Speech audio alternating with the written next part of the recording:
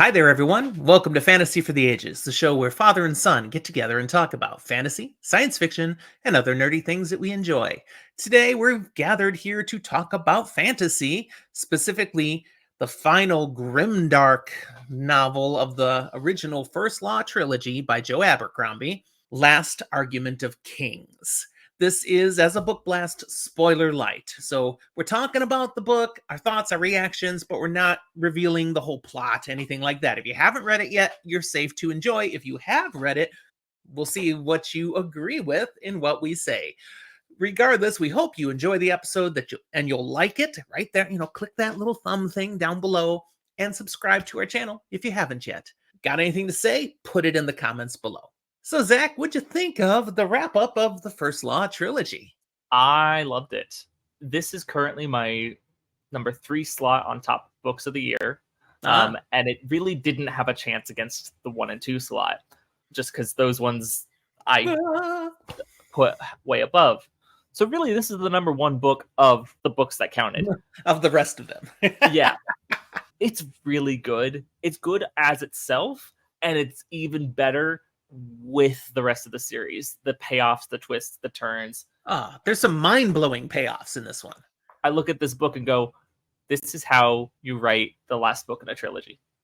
Yep, this is it. Hit it out of the park with a title like this. And yeah, the titles we talked about last time, how I love Joe Abercrombie's titles, especially in this series.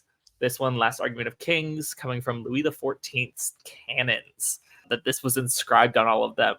Because the Last Argument of Kings is war. Mm-hmm. Yeah. It's good. There is some really good war stuff in this book. Mm-hmm. Spoiler, people die. Lots of people die. Important people die. People who think they're important die. They don't all die in battles. No, some just kind of like die. I particularly liked how one of them died. Dude deserved to die. I mean, technically Fair. That was then murder, but he deserved to die. What, he deserved a spanking? And don't do that again? No, I think you're technically that was murder. It has me going, oh.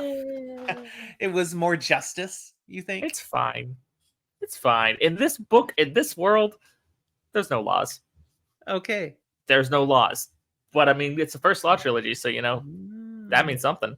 Logan Ninefingers both shines and is destroyed in this book.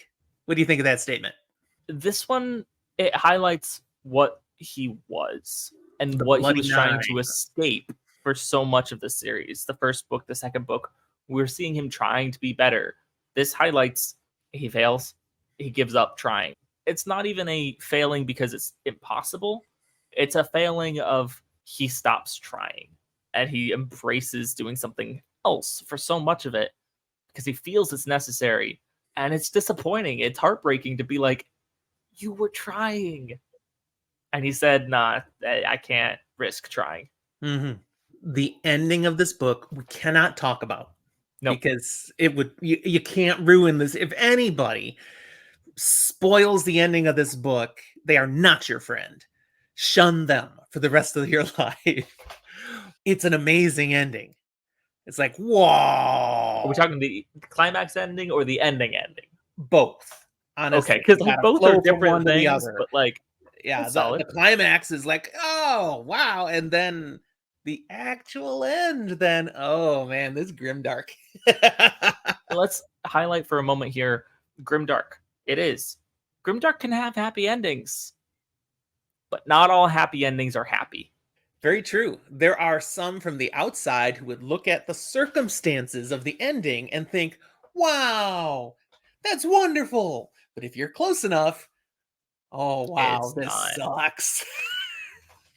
For a lot of different characters and a lot of different things, that even those that are victorious in what they were aiming for, there's a price, there's a cost. Yeah. And you don't always want to pay it. I do think we were having, when I was reading some of these books, a try-reader tournament about despicable protagonists. Mm-hmm. And you and I were talking, I forget if it was on episode or not, about people I would have put in there.